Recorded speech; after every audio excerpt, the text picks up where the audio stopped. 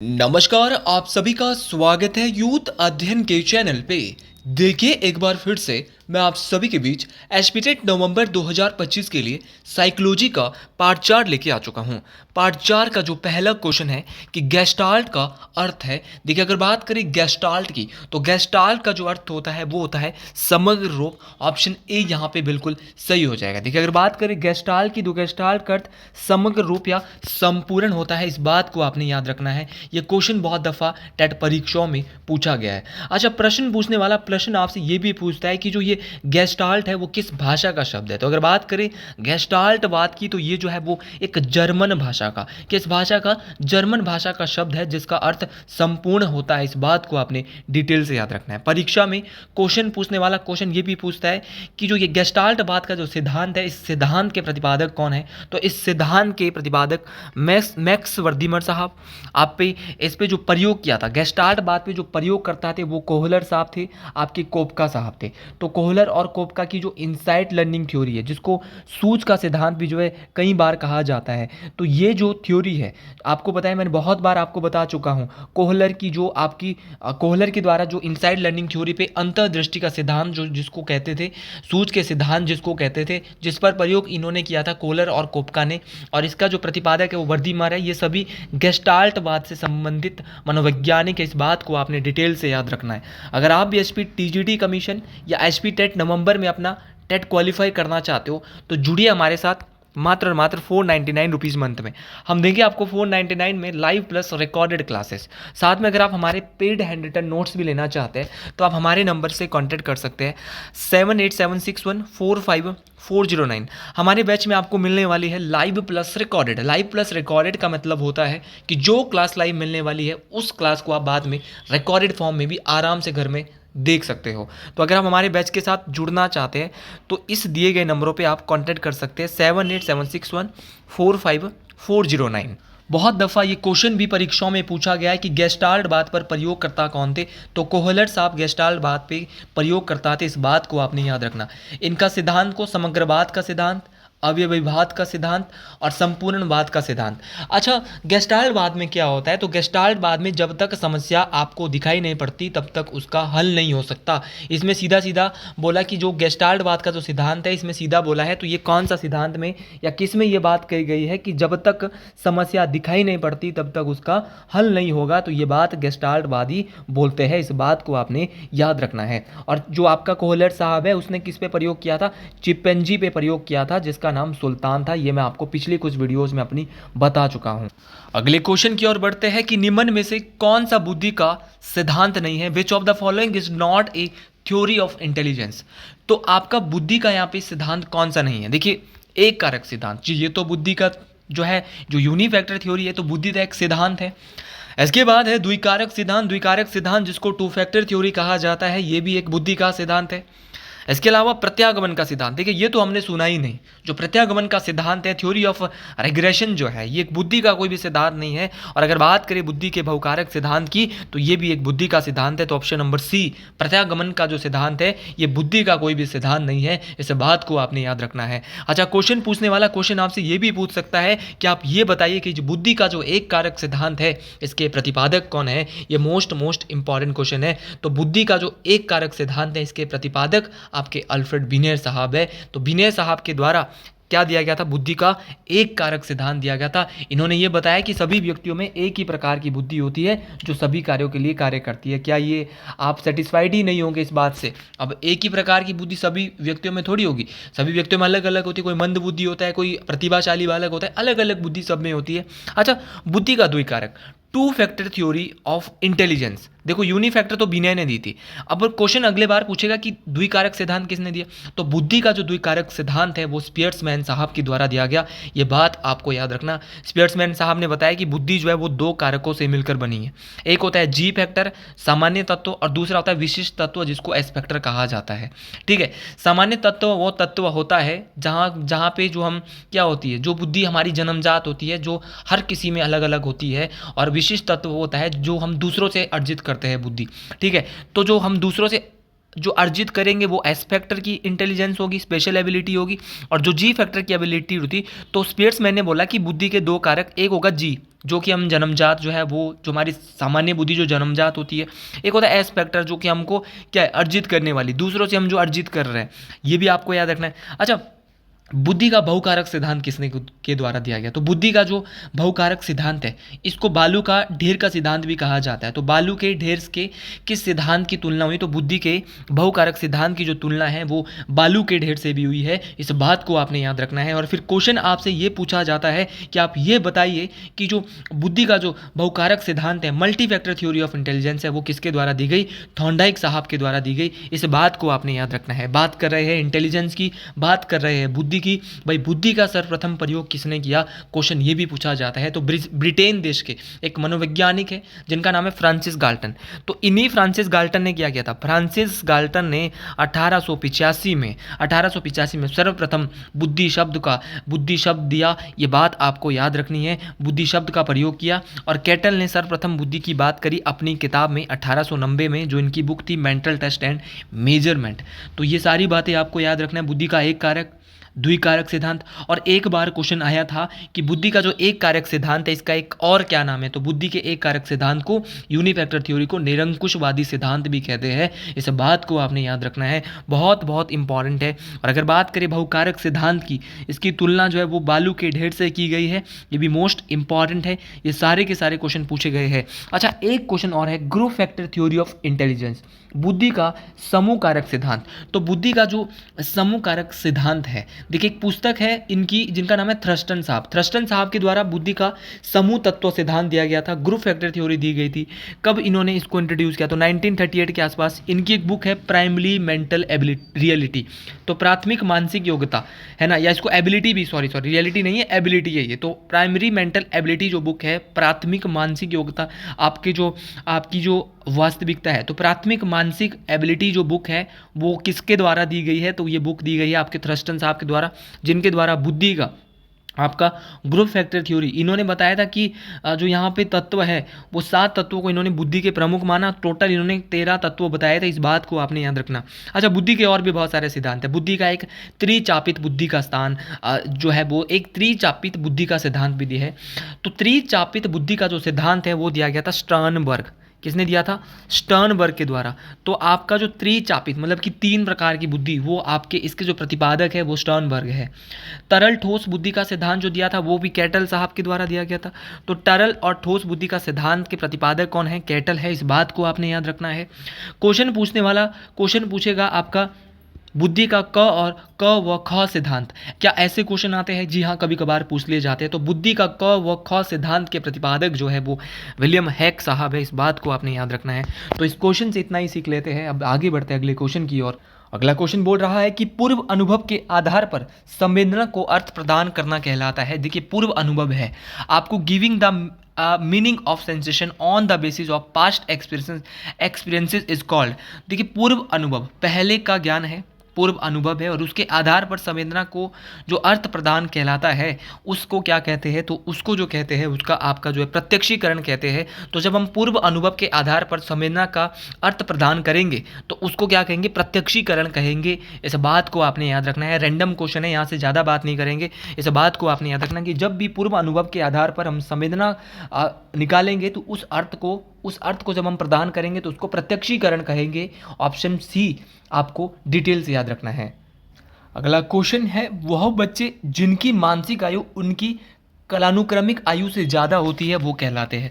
ऐसे same question मैं आपको 2 करा चुका हूँ। तो यहाँ से क्वेश्चन आ रहे हैं, थोड़ा सा ध्यान से सुनना है कि वह बच्चे जिनकी मेंटल एज क्रोनोलॉजिकल एज से क्या होगी? हमेशा ज़्यादा होगी। मतलब कि क्या होगी? उनकी मेंटल एज क्या होगी? उनकी जो मेंटल एज होगी, उनकी जो दिमाग वाली जो शक्ति होगी वो उनकी जो क्रोनोलॉजिकल एज उनकी है उससे हमेशा ज़्यादा होगी, प्लस होगी। तो वो कैसे बच्चे होंगे? तो वो आपको पता है, जिसका दिमाग तेज होगा वो कैसे होते हैं? गिफ्टेड चिल्ड्रन होते हैं, प्रतिभाशाली बालक होते हैं, इस बात को आपने याद रखना। और प्रतिभाशाली बालक का जो आईक्यू होता है वो 140 से अधिक होता है। ये क्वेश्चन भी बड़े बार परीक्षाओं में पूछा गया है कि जितने भी प्रतिभाशाली बालक होते हैं उनका जो आईक्यू है वो कैसा होता है। तो प्रतिभाशाली बालक का जो आईक्यू होता है वो 140 से ज़्यादा होता है, इस बात को आपने याद रखना है। अच्छा, सामान्य बालक जिनकी मेंटल एज, मैंने लास्ट टाइम एक क्वेश्चन आपको पढ़ाया था, एक बार रिवाइज करवा लेता हूँ। जिनकी मेंटल एज क्रोनोलॉजिकल एज के बराबर होती है, मानसिक आयु कालानुक्रमिक आयु के बराबर होती है, उनका आईक्यू जो है वो क्या होता है, सामान्य होता है। और वहाँ पे क्वेश्चन था सामान्य जो आईक्यू होता है वो कितने से कितने में होता है, तो सामान्य आईक्यू 90 से 110 में होता है, इस बात को आपने डिटेल से याद रखना है। भाइयों बहनों, क्वेश्चन वहाँ पे ये भी पूछा जाता है कि वो कौन से बालक होते हैं जो मंद बुद्धि बालक होते हैं, उनका कितना आईक्यू होता है। तो मंद बुद्धि बालकों का जो आईक्यू है वो आपका बहुत कम होता है। इनका जो आईक्यू होता है वो आपका 70 से 79 होता है। जो मंद बुद्धि होता है मतलब इनको ज़्यादा कुछ पता नहीं होता, और जो मूर्ख बुद्धि के होते हैं इनका तो उससे भी कम होता है, इनका तो 50 से 69 होता है। ठीक है। अच्छा, सामान्य बुद्धि वाले बालक, आपको सामान्य बुद्धि से जो थोड़े ऊपर होते हैं उनका होता है 110 से 119 के बीच में, और 119 से 120 आप बोल सकते हैं, 120 से 129 तक तीव्र बुद्धि।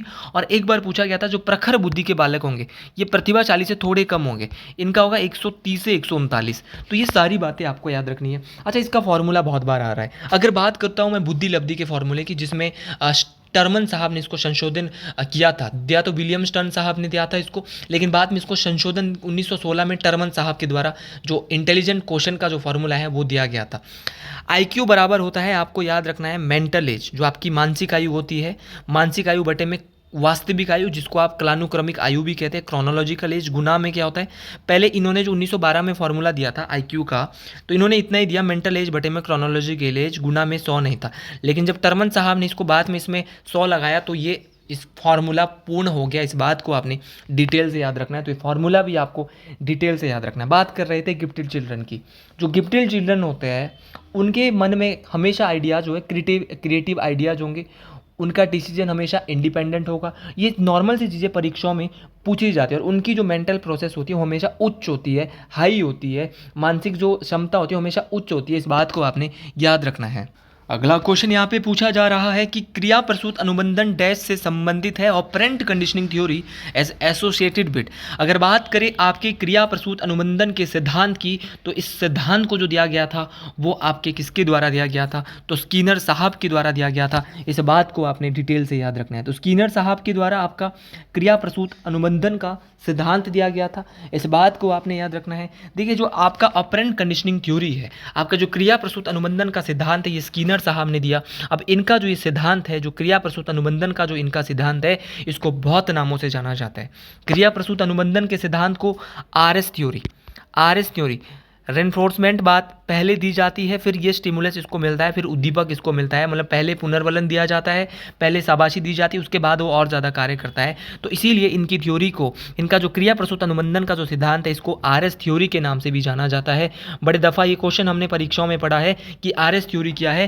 तो आरएस थ्योरी जो है आपकी जो ऑपरेंट कंडीशनिंग थ्योरी है, इसको आरएस थ्योरी के नाम से भी जाना जाता है। क्वेश्चन मेरे भाई बहनों ये पूछा जाता है कि स्कीनर साहब के इस सिद्धांत को और किस नाम से जाना जाता है। तो एक बार क्वेश्चन पूछा गया था कि स्कीनर साहब का जो ये क्रिया प्रसूत अनुबंधन का सिद्धांत है, इसको कार्यात्मक प्रतिबद्धता का सिद्धांत भी कहा जाता है। इसी सिद्धांत को सक्रिय अनुबंधन का सिद्धांत भी कहते हैं, नैमित्तिक अनुबंधन का सिद्धांत भी कहा जाता है, और अभिक्रमित अनुदेशन का सिद्धांत भी कहा जाता है। एक बार मेरे बच्चों, एक बार दोबारा सुनेंगे, यूथ अध्ययन के बच्चों को इस परीक्षा में दिक्कत नहीं होने वाली है। देखिए, जो क्रिया प्रसूत अनुबंधन का सिद्धांत है, इसको एक तो आपको मैंने बोला आरएस थ्योरी के नाम से जाना जाता है, आरएस थ्योरी आपको जरूर याद रखना है। दूसरा, इसको कार्यात्मक प्रतिबद्धता का सिद्धांत भी कहा जाता है, सक्रिय अनुबंधन का सिद्धांत भी कहा जाता है, अभिक्रमित अनुदेशन का सिद्धांत भी कहा जाता है, और नैमित्तिक अनुबंधन का सिद्धांत भी कहा जाता है। देखिए, इन्होंने क्या बोला कि पहले पुनर्बलन दिया जाता है। स्कीनर ने किस पर प्रयोग किया, लास्ट टाइम हमने ये क्वेश्चन पढ़ा था, तो स्कीनर के द्वारा चूहों और कबूतरों पर प्रयोग किए गए थे। इस बात को आपने याद रखना है। ये कहते हैं कि पहले पुनर्बलन दिया जाएगा। पहले क्या है, सीखने के लिए क्या है, पहले पुनर्बलन दिया जाना चाहिए। पहले जो है वो क्या है आपका रिइंफोर्समेंट दिया जाए, अच्छा, अगर बात करें ये रिइंफोर्समेंट की, रिइंफोर्समेंट क्या होता है? शाबाशी। जैसे कि चूहा उस बॉक्स में बंद था, अगर वो लीवर को दबाता था, है ना, तो उसको क्या मिलता था? खाना मिलता था, ठीक है। तो जब वो कार्य करता था तभी तो उसको खाना मिलता था, है ना। तो वो, और उसको क्या है, फिर जब बार बार जो है वो हम उसको खाना मिल रहा था, उसको बार बार जो है वो तारीफ मिल रही थी, तो तभी तो वो क्या है, वो उस लीवर को दबा रहा था। तो ये इसमें तभी इनकी थ्योरी को आरएस थ्योरी के नाम से भी जाना जाता है। इस बात को आपने डिटेल से याद रखना है। अगला क्वेश्चन है कि परिणाम का ज्ञान डैश के अनुरूप होता है। अगर बात करें जो परिणाम का ज्ञान होता है वो किसके अनुरूप होता है? Knowledge of result is the same as.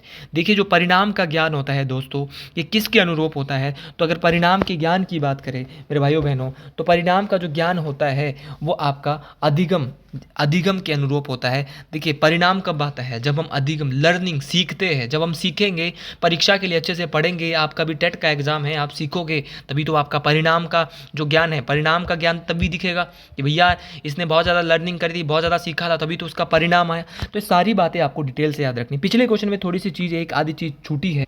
यहाँ पे ऑप्शन में हल दिया हुआ है। हल की मेरे को एक थ्योरी याद आ रही है, ड्राइव एंड रिडक्शन थ्योरी।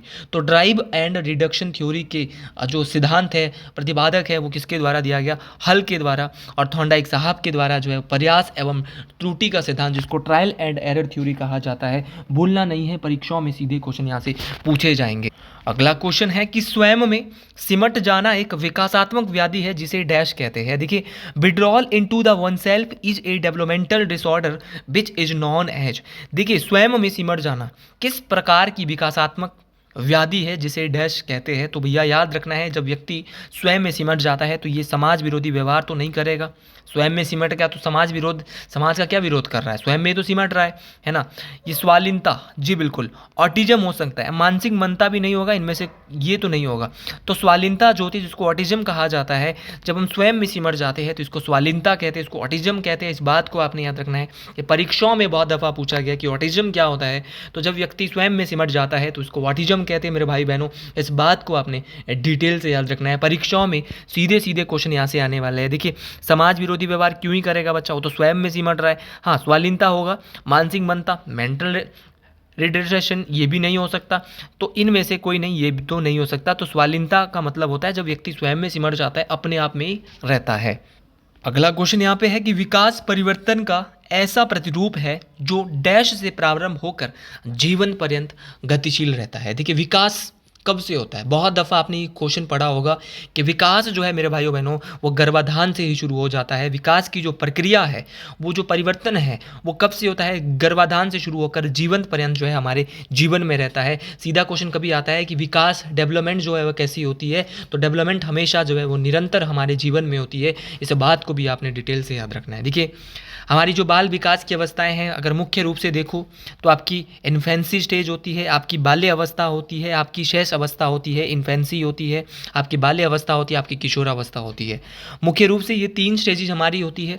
पहली आपकी श्रेष्ठ अवस्था होती है जो कि इन्फेंसी स्टेज होती है, जो कि मैक्सिमम किताबों में 0 से 6 वर्ष या 0 से 5 वर्ष बताई गई है। बहुत दफ़ा क्वेश्चन ये पूछा जाता है कि माता पिता के ऊपर किस अवस्था में बालक पूर्ण रूप से निर्भर होता है? तो भाई जब बच्चा 0 से 6 साल का होगा, 0 से 5 साल का होगा, तो वो अपने माँ बाप पर तो निर्भर होगा। तो माता पिता के ऊपर इतने आसान क्वेश्चन साइकोलॉजी के गलत करोगे तो टेट कभी क्वालिफाई नहीं कर पाओगे। क्वेश्चन आपका ये पूछा जाता है कि जो बच्चे नैतिकता का अभाव, मॉरलिटी का अभाव किस स्टेज में होता है? तो ये भी शेष अवस्था में होगा। उसको पता ही नहीं होगा मॉरलिटी कहाँ से आएगी, है ना। और प्राथमिक समाजीकरण की प्रक्रिया किस इसी अवस्था में बच्चे के अंदर आती है? वो समाज से चीज़ों को धीरे धीरे सीखने लगता है, तो वो पहले में ही सीखता है। सीखने का आदर्श काल, जब बच्चा ज़्यादा से ज़्यादा चीज़ों को सीखता है, सीखने का जो आदर्श काल है वो भी किसको कहते हैं? ये भी शैश अवस्था को कहा जाता है। जीवन की आधारशिला और नींव रखने की अवस्था किस अवस्था को कहा जाता है? ये क्वेश्चन भी पूछा गया है, तो बोलेंगे शैश अवस्था, इन्फेंसी स्टेज को ही कहा जाता है।